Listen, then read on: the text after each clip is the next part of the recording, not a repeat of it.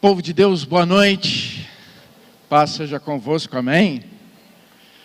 Maravilha. Convido você nesse momento a abrir a palavra de Deus ali no Evangelho de João, no capítulo de número 8.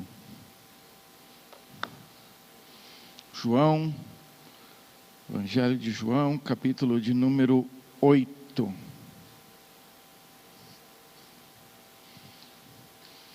Nós vamos ler os versos 10 e 11.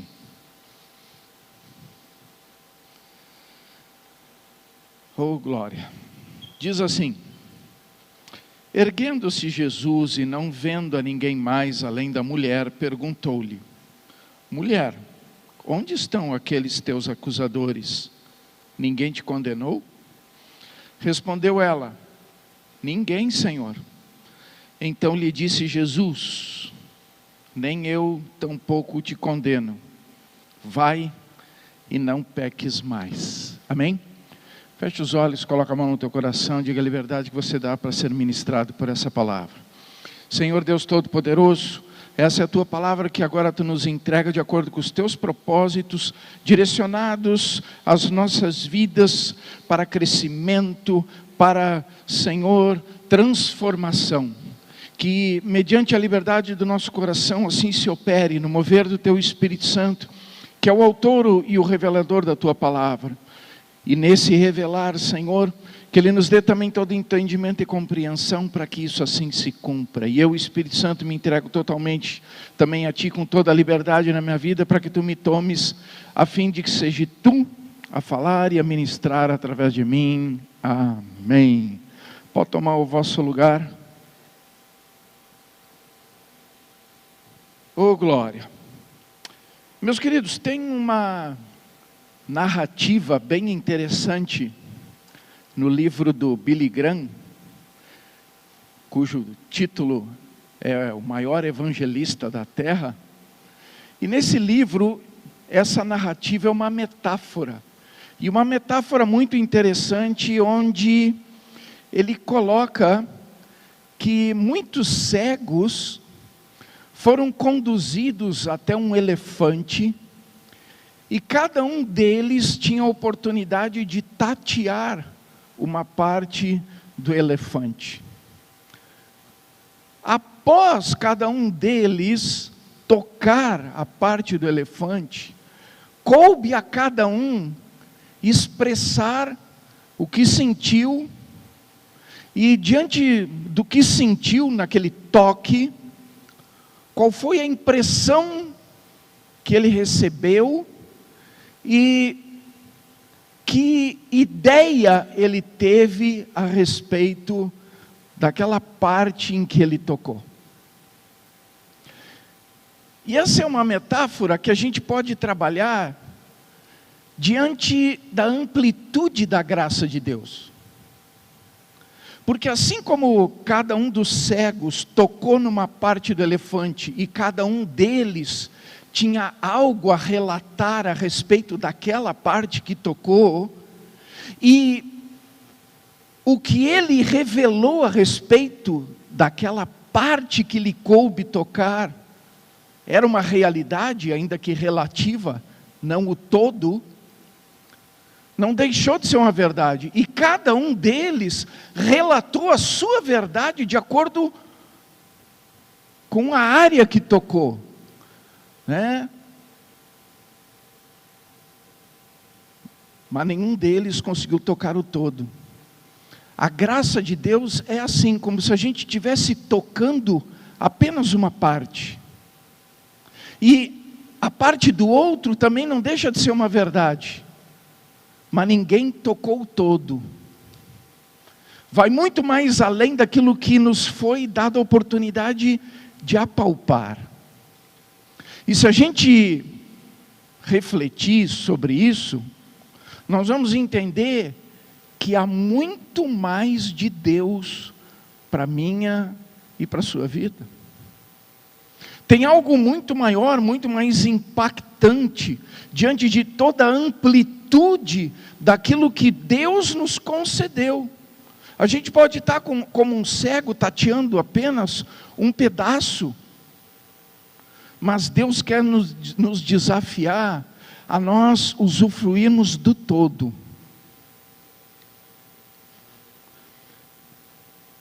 Mas é nós que devemos tomar a atitude de buscar tatear o máximo possível diante da possibilidade que nós temos. Não cabe a Deus, cabe a nós. Porque Deus nos deu, Ele entregou, está pronto. É como esse elefante, o elefante está ali no todo, mas cada um tateou apenas um pedaço.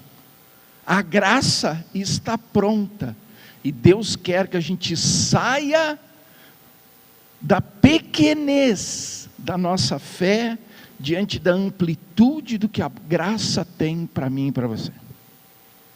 E aí você pode pensar, mas pastor, como atingir essa amplitude maior daquilo que procede de Deus?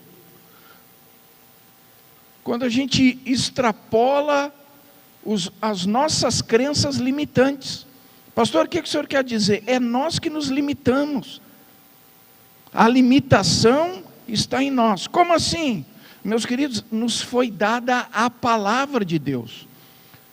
E o desafio é conhecer e prosseguir em conhecer. Ou seja, é um processo contínuo, onde eu vou me desafiando diante do conhecimento que está disponível, porque aquilo que nos foi revelado, nos é dado como direito de conhecer.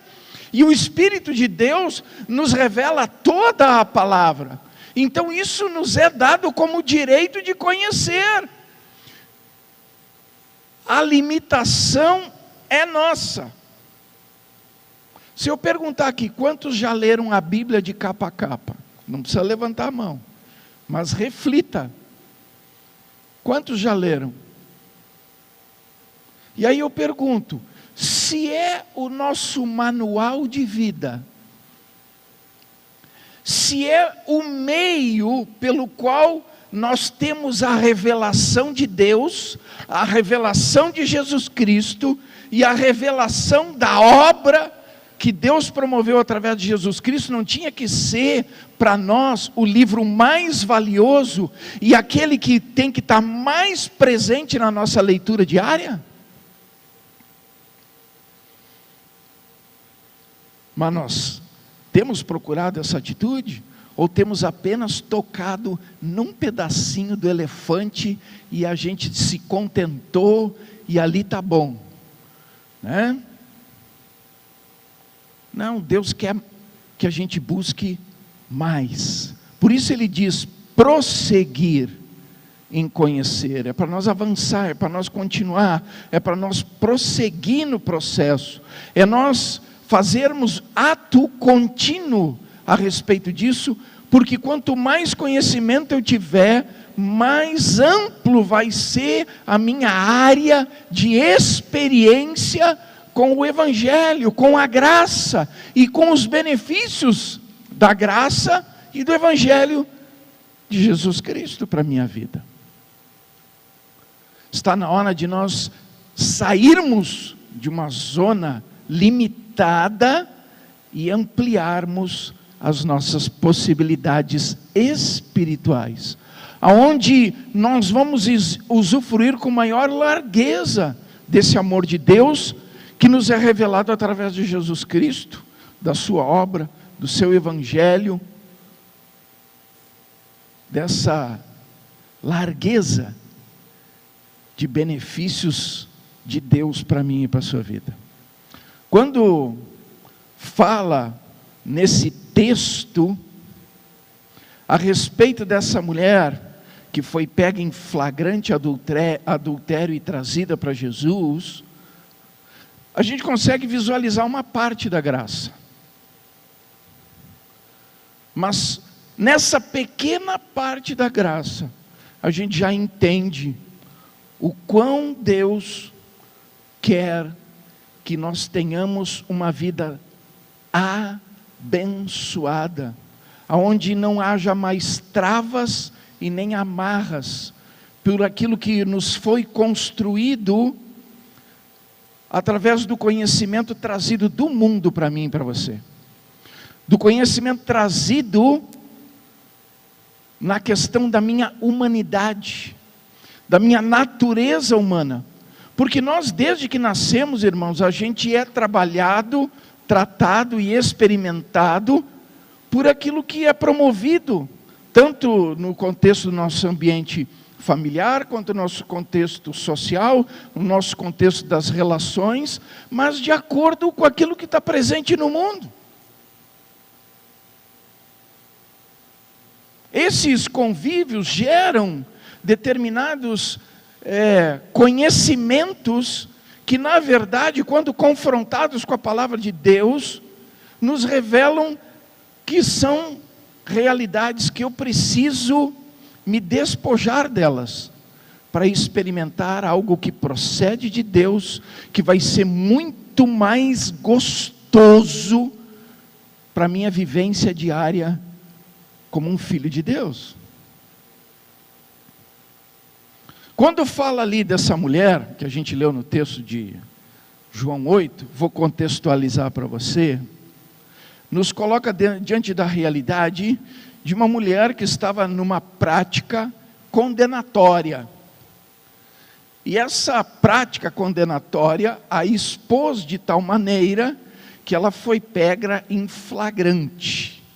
Sendo ela pega em flagrante nesse ato que perante a lei era digno de apedrejamento, morte por apedrejamento, diz que a multidão traz até Jesus essa mulher. E aí confrontam Jesus, dizendo: olha, na lei de Moisés diz que tais mulheres pegam nessa situação, devem ser mortas a pedradas. E aí eles, olhando para ele, dizem: e tu o que dizes? Por que eles colocaram essa frase no momento em que confrontaram Jesus? A lei diz isso, mas tu o que dizes? Ô pastor, o senhor está dizendo que naquele momento tinha duas situações presentes, aquela que foi estabelecida mediante a lei e aquela na qual Jesus pregava? Exatamente. Mas pastor, a lei não foi estabelecida por Deus? Foi. Mas a graça também não foi estabelecida por Deus? Aí eu pergunto, qual é a maior? A lei ou a graça? Tem? Qual é a maior das duas? Abra comigo ali, João, no capítulo 1. João 1, o verso 17 diz assim: porque a lei foi dada por intermédio de Moisés, a graça e a verdade vieram por meio de Jesus Cristo. A lei foi dada por intermédio de Moisés, a graça e a verdade vieram por meio de Jesus Cristo. Pastor, o que isso quer dizer? Isso quer dizer que a lei tinha um tempo. Ela foi dada por Moisés por um período de tempo. E esse tempo estava delimitado. Pastor, qual era o limite do tempo desta lei? O momento em que Cristo haveria de se manifestar.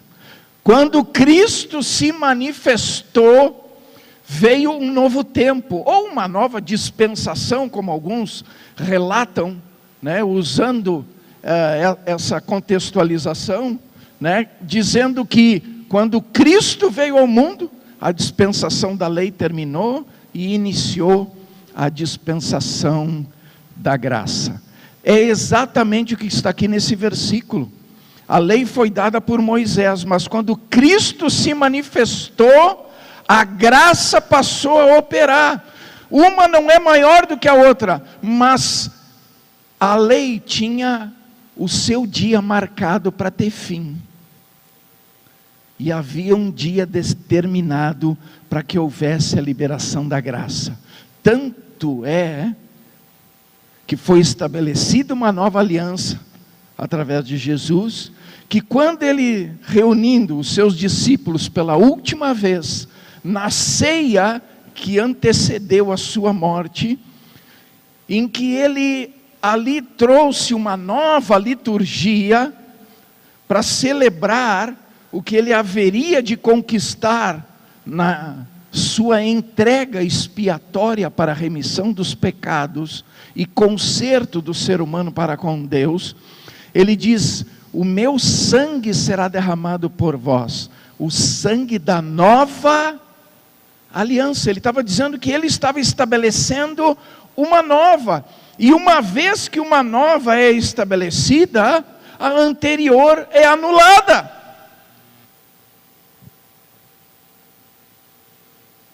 É anulada.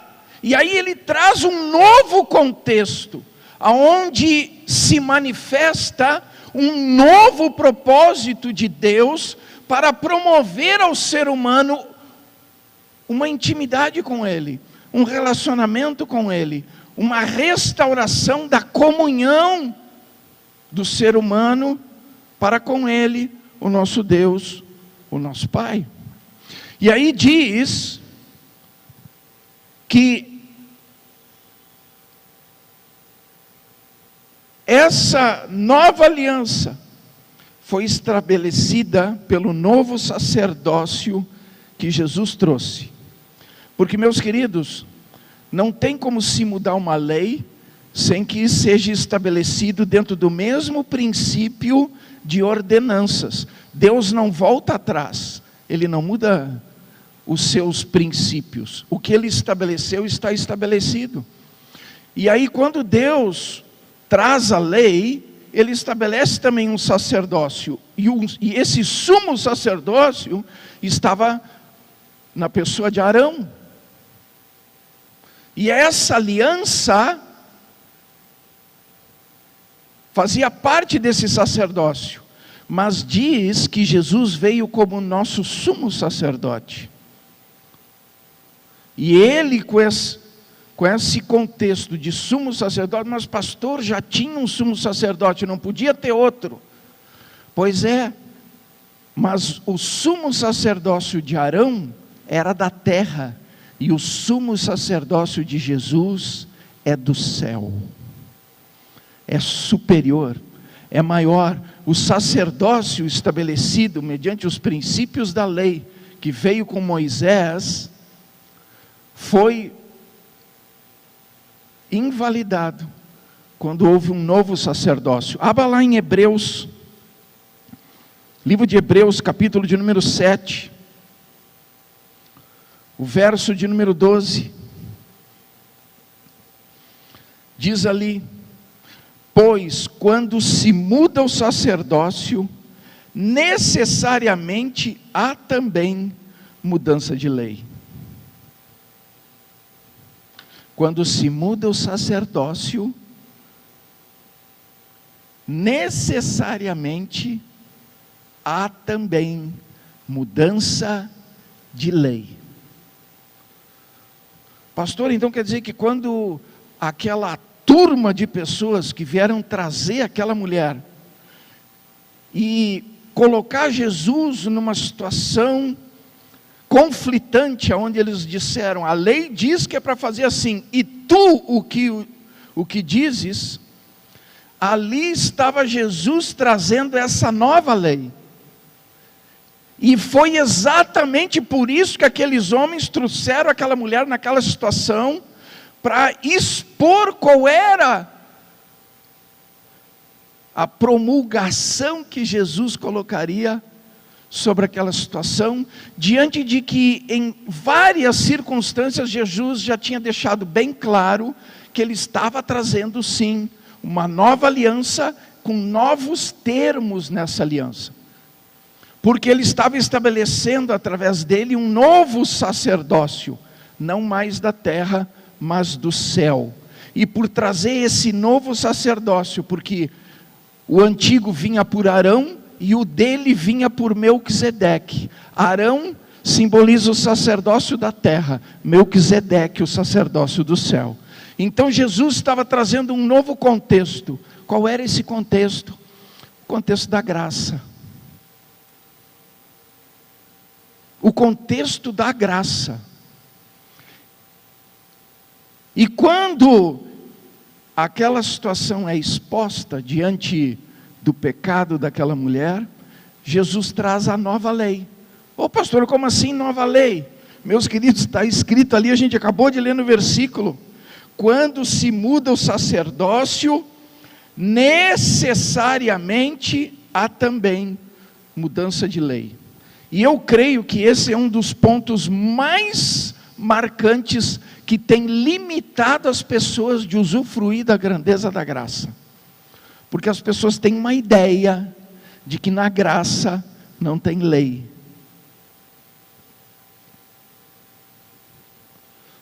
Ô pastor, como assim? A graça é a graça, mas a graça tem lei. Pastor, isso é doideira. Não é doideira não, está escrito. Uma vez estabelecido um novo sacerdócio, se requer mudança de lei. Ah, mas pastor, a graça é um favor imerecido. Favor imerecido diante da nossa natureza pecaminosa. Mas a graça não é motivação para nós permanecermos no pecado. Tanto é que quando Jesus diz para aquela mulher, nem eu te condeno, ele também termina a frase dizendo, mas vá e não peques mais. Ou seja, não torne a praticar isso que é digno de condenação. Não torne a fazer de novo que a tua vida venha se aprisionar diante de um contexto condenatório, diante de uma circunstância de juízo. Ele nunca disse que ela estava livre para fazer o que bem quisesse. Ele deixou claro que ela deveria seguir uma graça, que ela deveria seguir uma lei mediante a graça que lhe foi dada. Como assim, pastor? Meus queridos, diz ali que Jesus, olhando para aqueles homens diante daquela aquele inflamado discurso, muito bem, Moisés disse isso, e tu agora, o que tu vai fazer? O que tu diz diante disso? Na expectativa de que Jesus ia quebrar a lei, Jesus disse o seguinte, ok, quem não tiver pecado, atire a primeira pedra. Sabe o que é interessante, irmãos? Que o texto relata que cada um olhando para dentro de si, começou a ir embora, largou a pedra e começou a ir embora. Sabe o que isso quer dizer? Que aquela frase de Jesus fez a pessoa fazer uma reflexão, e ele encontrou nele pecado. Sabe aquele texto, versículo do texto da ceia que diz assim, se nós julgássemos a nós mesmos, amém? Quando eles julgaram a si mesmo, eles resolveram largar a pedra e ir embora, porque nenhum deles tinha condição de arremessar aquela pedra. Talvez não tivessem o mesmo pecado de adultério, mas tinham muitos outros que clamaram na sua alma, também lhes condenando. E por terem essa condenação, largaram a pedra e foram embora. Mas aquela mulher ficando sozinha com Jesus, diz que ele olha para ela e diz, cadê os teus acusadores? O que Jesus quis dizer com isso? Que todos estavam como ela, na mesma condição de pecado. Que todos como ela eram dignos de juízo, de condenação. Ele não colocou ela numa situação diferenciada. Não, ele fez ela entender que assim como ela, todos carecem da graça de Deus, porque todos pecaram. Mas aí Jesus traz esse novo contexto no seu sacerdócio. Qual é o novo contexto que Jesus traz? Eu também não te condeno. Ou seja, eu libero a graça, eu libero o perdão para a tua vida. Eu te dou a oportunidade de conserto, te dou a oportunidade de restauração. Eu te dou a oportunidade de você sair dessa condição, mas ele frisa para que você tenha uma atitude diferente. Mas para que você tenha uma vida diferente. Mas para que você tenha uma nova maneira de pensar a respeito do que gera condenação. Quando Jesus diz, vai e não peques mais, ele deixa bem claro que existe regra.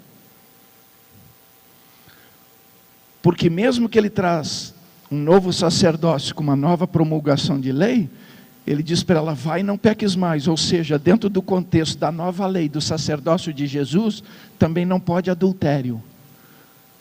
Estão entendendo?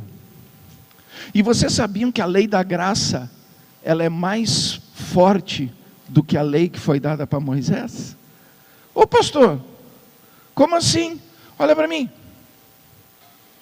A respeito do adultério, sabe o que é que Jesus disse? Se só olhar para uma mulher com um olhar de desejo, já pecou. Isso significa que Jesus subiu o nível ou não subiu o nível? Subiu o nível ou não subiu? Porque pela lei dizia, não adulterarás. O que é não adulterar? É ter o ato. Mas na nova lei, a lei da graça, Jesus diz, se tu só pensar, ele subiu o nível ou não subiu? Ele em outro momento, teve uma outra situação, onde ele disse assim, está escrito, se eu não me engano foi no Sermão da Montanha. No Sermão da Montanha, Jesus, eu acho que debateu 6 ou 7 pontos, estabelecendo uma elevação da lei. Mas eu estou me lembrando de um aqui, onde ele diz assim, vocês leram que pela lei, amarás o teu irmão e odiarás o teu inimigo. E aí ele diz assim, mas eu vos digo, amarás o teu irmão, e amará o teu inimigo, e orará por aquele que te persegue. Isso aí não elevou o nível? Elevou ou não elevou? Aí eu pergunto, a lei da graça é menor do que a lei promulgada através de Moisés? Não, meus queridos, Jesus deu um update. Pastor, o que esse update tem a ver com eu usufruir da graça com maior qualidade? Simples, meu querido, quanto mais eu conhecer a verdade da graça e os princípios da graça, mais eu vou ter uma dinâmica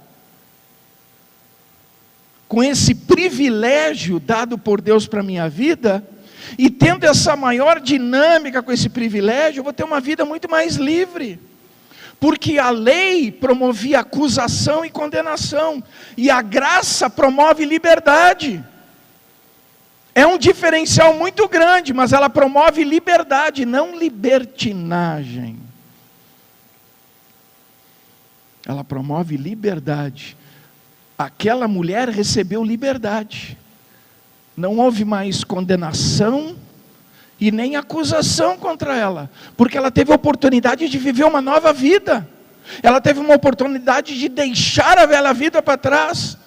Ela recebeu uma nova vida naquele momento, porque era para ela ter morrido ali, abaixo de pedrada.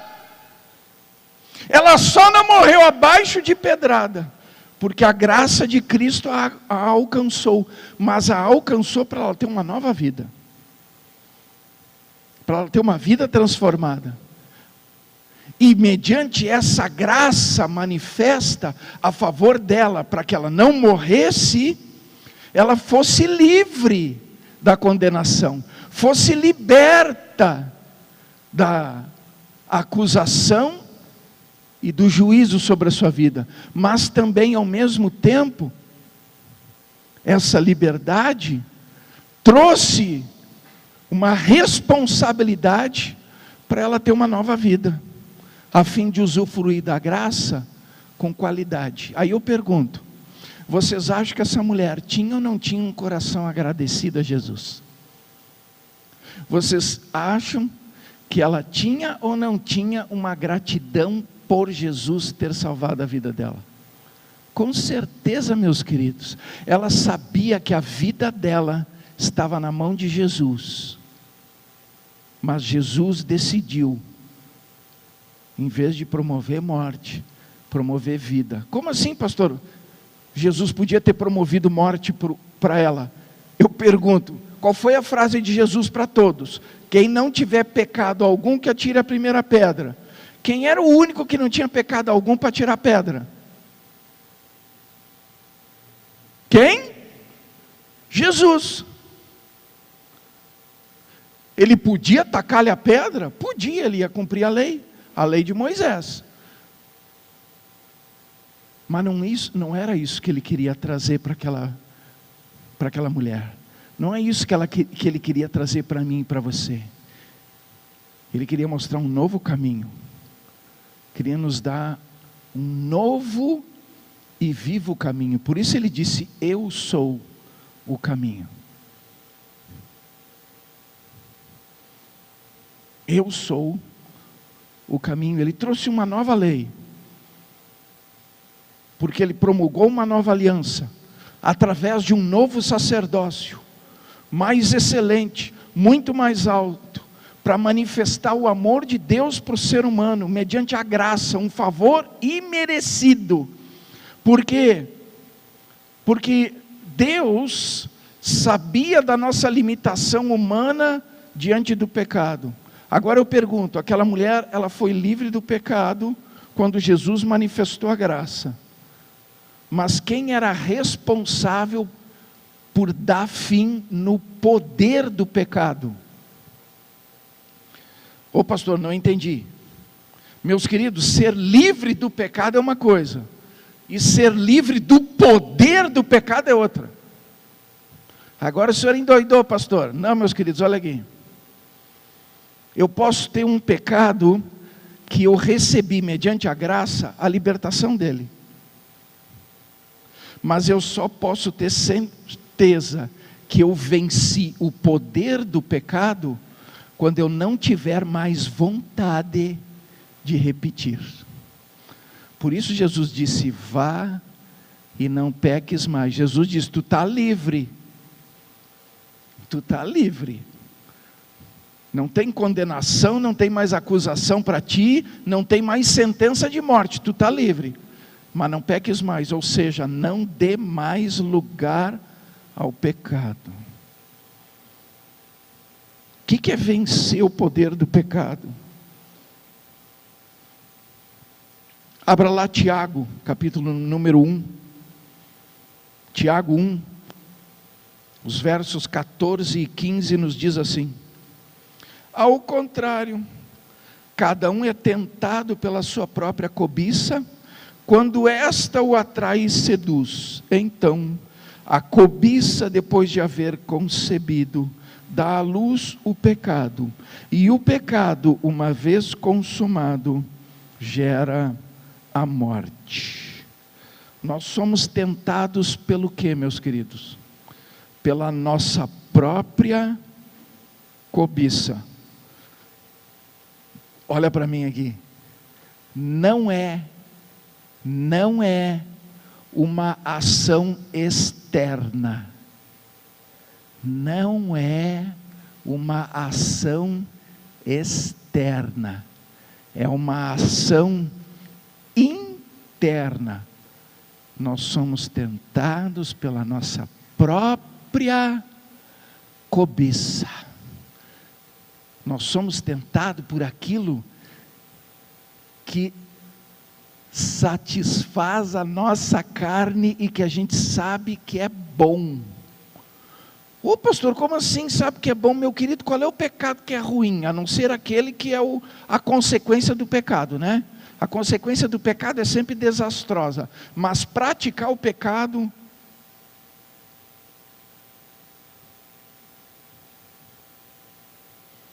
aí a pessoa tem a memória da sensação, da emoção, do prazer, do gosto, do sabor, porque a nossa carne tem memória, irmãos. A nossa carne tem memória. E é ela que ativa essa ação interna de nós cobiçarmos aquilo que os nossos olhos estão contemplando e aquilo que o nosso coração está desejando.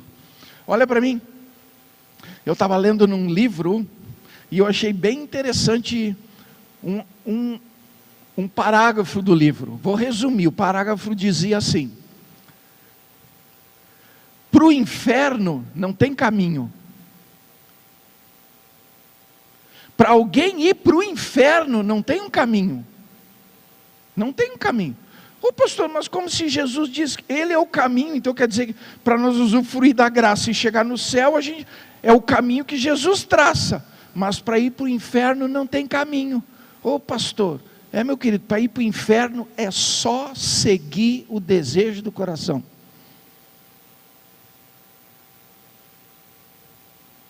Para ir para o inferno é só seguir o desejo do coração. Só isso, não tem caminho. É só seguir o desejo do coração. Por quê? Porque nós somos tentados pela nossa própria cobiça. E a nossa cobiça, uma vez consumada, gera o pecado. E o pecado gera a morte.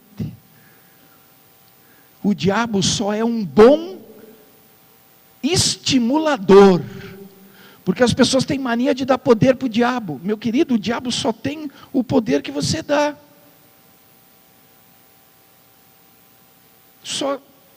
Ele só tem o poder que você dá. Ele estimula. Mas nós somos tentados pela nossa própria cobiça. O que a graça vem trazer?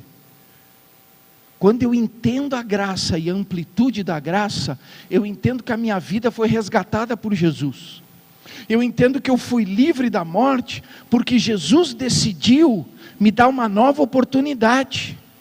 Manifestar de forma favorável para a minha vida, mediante um amor intenso, desmedido, grandioso e maravilhoso, para gerar em mim uma nova vida.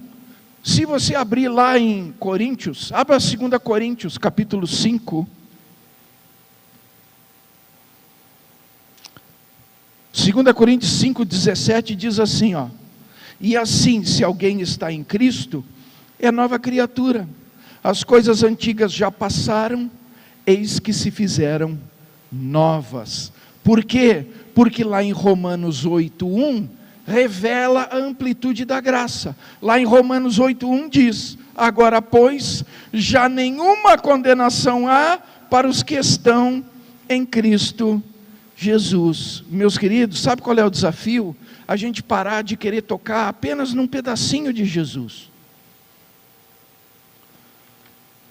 Como eu falei no início, naquela metáfora do elefante, tem pessoa tocando só na perna, tem outra tocando só na barriga, tem outra tocando só na coxa, tem outra tocando só no braço, tem outra tocando só no cabelo.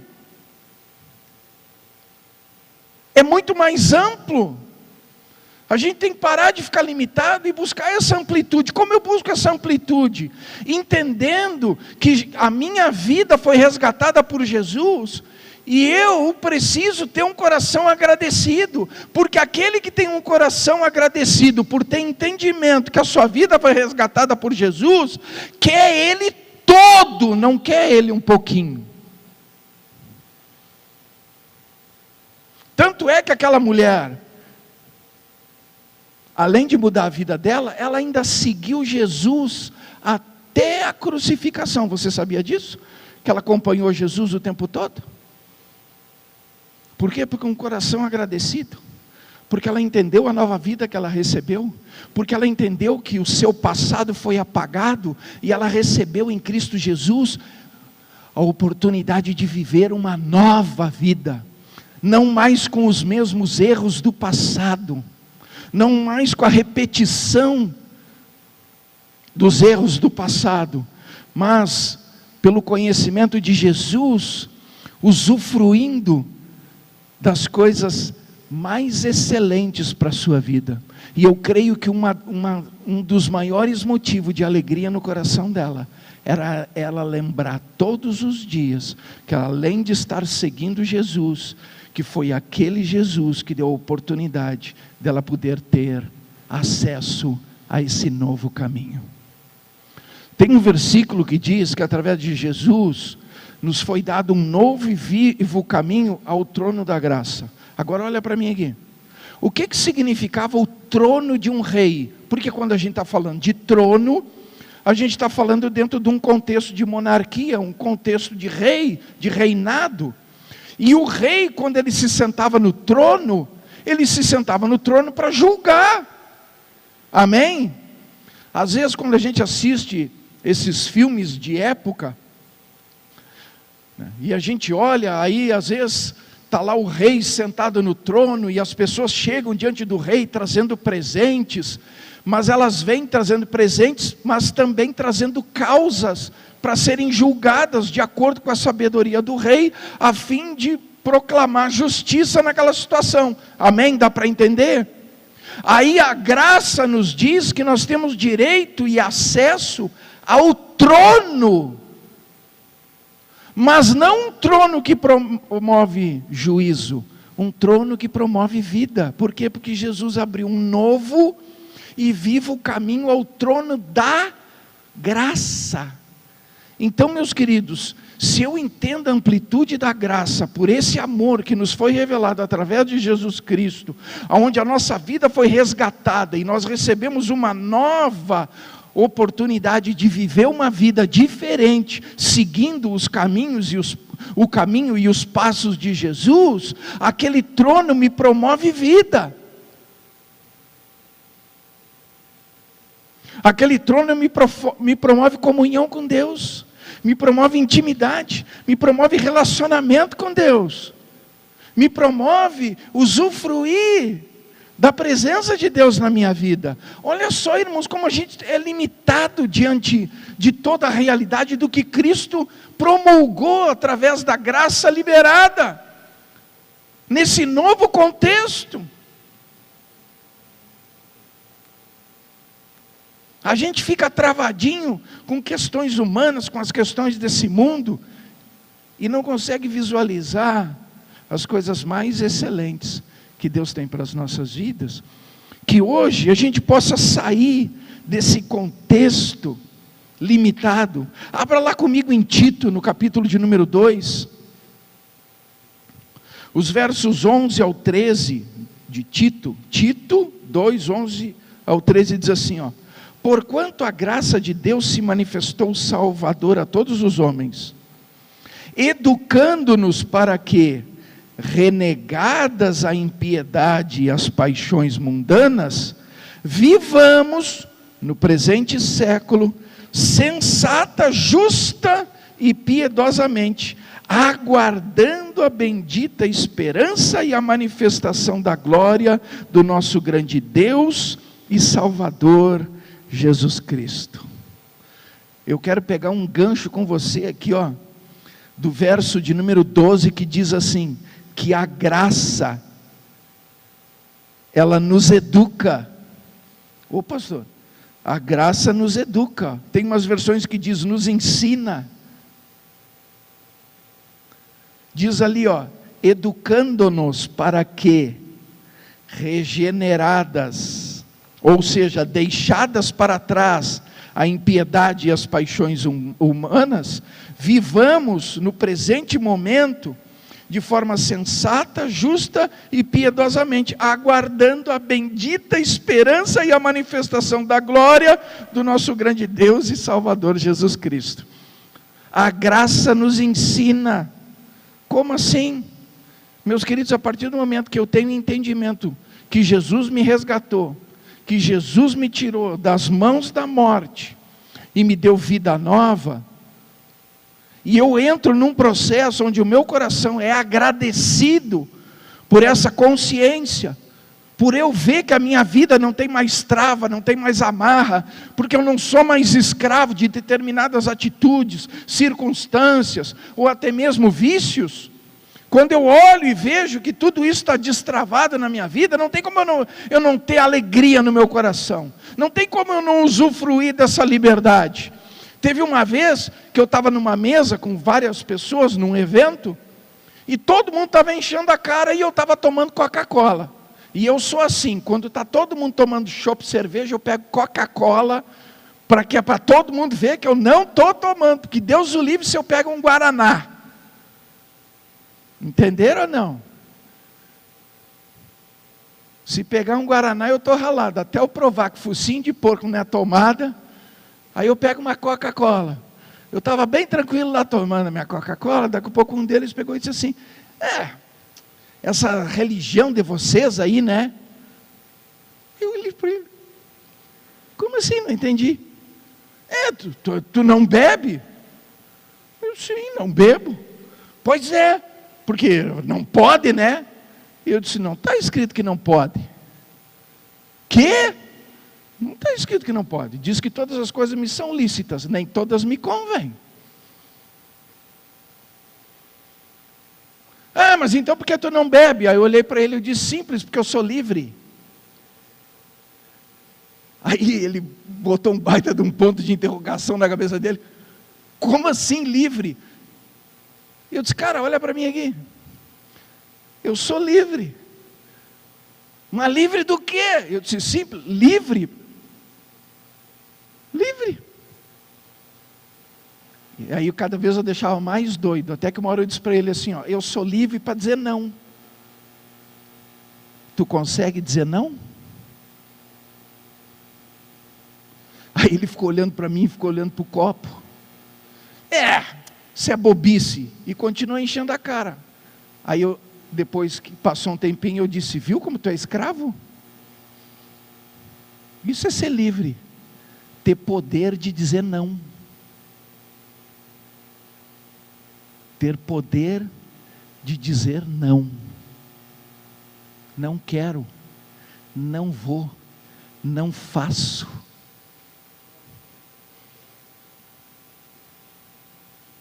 Quem não tem Cristo, não consegue dizer não, porque não é livre. Não consegue dizer não, porque tem medo de ser julgado.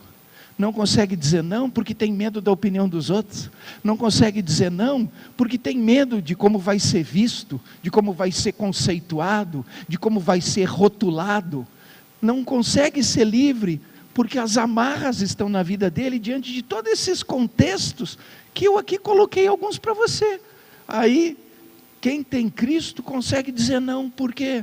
Porque quem tem Cristo não importa a opinião do outro. Porque não é a opinião do outro que dirige e nem conduz a minha vida. Mas é a verdade de Deus. É por ela que eu pauto a minha vida. Pela verdade de Deus, os outros que se dane. Eles não pagam minhas contas, não sofrem minhas dores, não sabem o que eu passo, não conhecem a minha vida. Os outros que se dane. O que importa é eu em Cristo e Cristo em mim. Então eu sou livre para dizer não, porque eu não tenho amarras, eu não tenho travas. Não é a sociedade que me dita as regras, não é o contexto social que me determina o que fazer, como fazer, de que forma fazer, não é as relações que me dão o meu padrão de conduta. Não, é Jesus. E com Jesus eu posso dizer não, porque eu sou livre. Dá para entender a amplitude da graça, meus queridos? Quando a gente tem discernimento que a graça tem princípios, e a gente tem o coração agradecido por entender que a gente usufrui dessa liberdade, e é uma liberdade gostosa de viver, porque ela não trava nem limita a nossa vida. Pelo contrário, ainda tem um versículo que diz que a lei que procede da graça é leve, não é pesada. Por quê? Porque ela é promovida com a liberdade que eu tenho de dizer não para o mundo e sim para Deus. A liberdade de ver uma vida onde eu sei que não tem acusação e não tem condenação, porque eu estou em Cristo e Cristo está em mim. E eu decidi, mediante um coração agradecido, viver a vida que Ele me proporciona, mediante essa graça e esse amor. É disso que se trata, meus queridos. Que a gente não fique mais limitado, mas que a gente usufrua da grandeza desse amor de Deus, com a plenitude, assim como aquela mulher que foi resgatada. Ela teve uma nova vida, e nessa nova vida ela decidiu seguir os passos de Jesus, e os passos de Jesus conduziram ela até a cruz, e naquela cruz, ela recebeu o maior presente, porque aquele que está em Cristo é nova criatura. As coisas velhas passaram e eis que tudo se fez novo. E aquele que tem esse novo na sua vida, não perece, mas tem vida eterna. Fique de pé.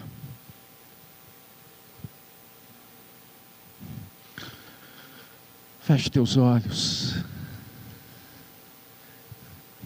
E medita agora.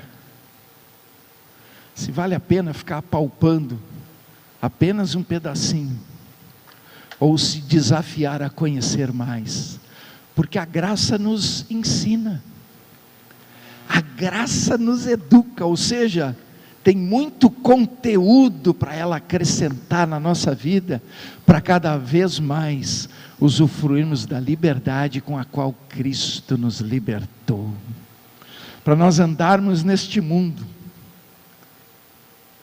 altaneiros.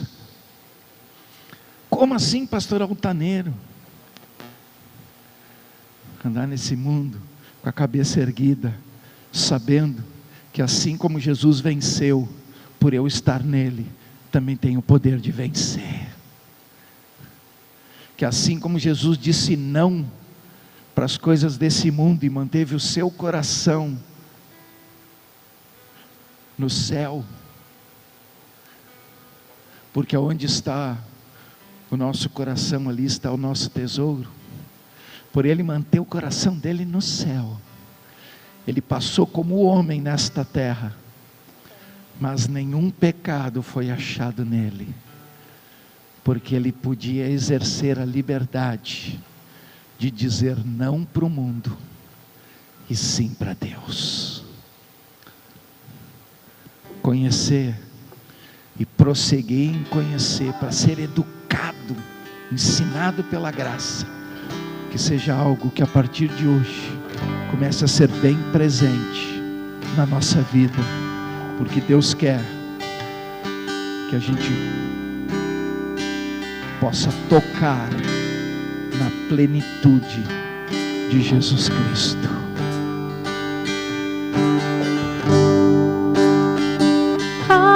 Lugar de descanso em ti,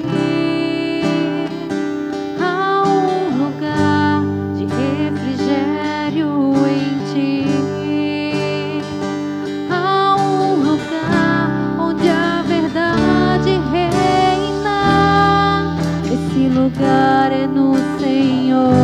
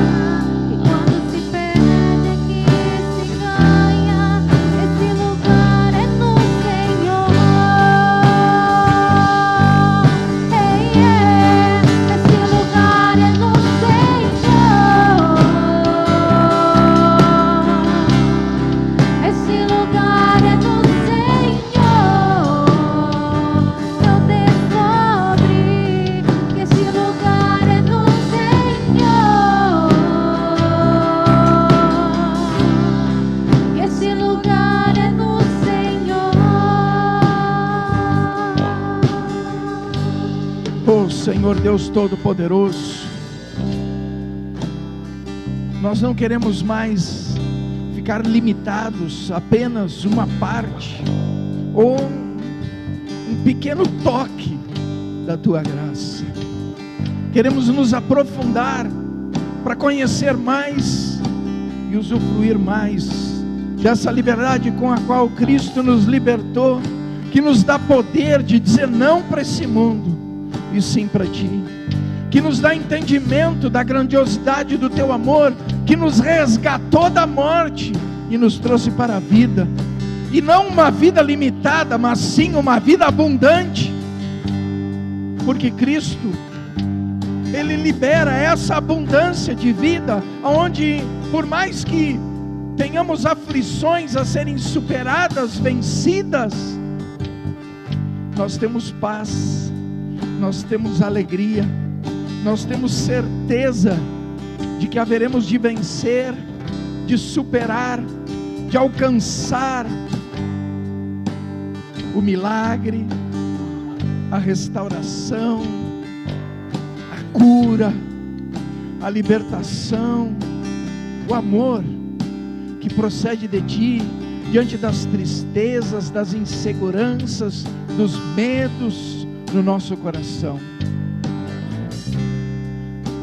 Porque essa liberdade, mediante a Tua graça, nos dá poder de superar as mazelas deste mundo, poder de dizer não para circunstâncias,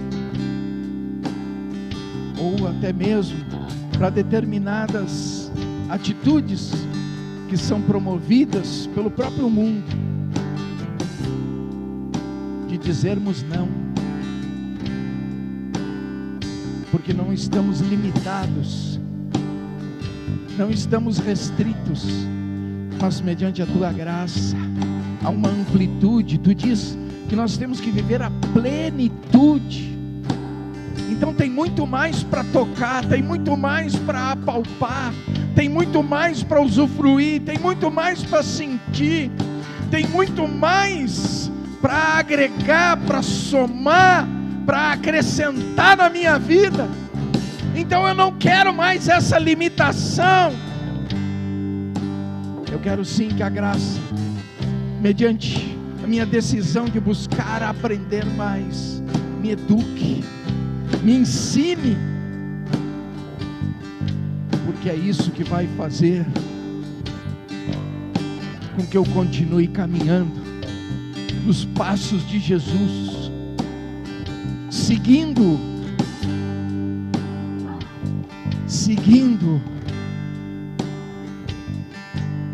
até a consumação do propósito da cruz na minha vida, que é a vida eterna contigo na glória. Oh Senhor, firma os nossos passos nessa caminhada, não nos deixe desviar nem para a direita nem para a esquerda, mas permaneçamos nesse caminho chamado Jesus, abrindo mão dos prazeres da carne, da concupiscência dos olhos, da concupiscência da carne, para vivermos e usufruirmos da grandiosidade do Teu amor, que nos supre plenamente. Que esse coração agradecido, Senhor, nos mantenha com essa chama viva, porque quando assim estamos com o coração agradecido, Teu Espírito se move em nós, Teu Espírito se fortalece em nós, Teu Espírito gera vida em nós, Teu Espírito nos dá firmeza de propósitos, nos dá firmeza de fé, nos dá convicção, de confiança, de credibilidade na Tua palavra. Que seja esse mover, esse agir, esse fluir, esse tratar, esse trabalhar, que constantemente esteja bem presente nas nossas atitudes, nos nossos procedimentos, na nossa maneira de ser, de fazer, de agir, em nome de Jesus. És tudo que eu preciso, Jesus.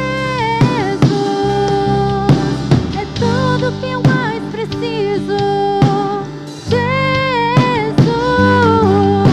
É tudo que eu preciso, Jesus. Aleluia, aplauda, glorifique esse Deus maravilhoso. Oh, glória!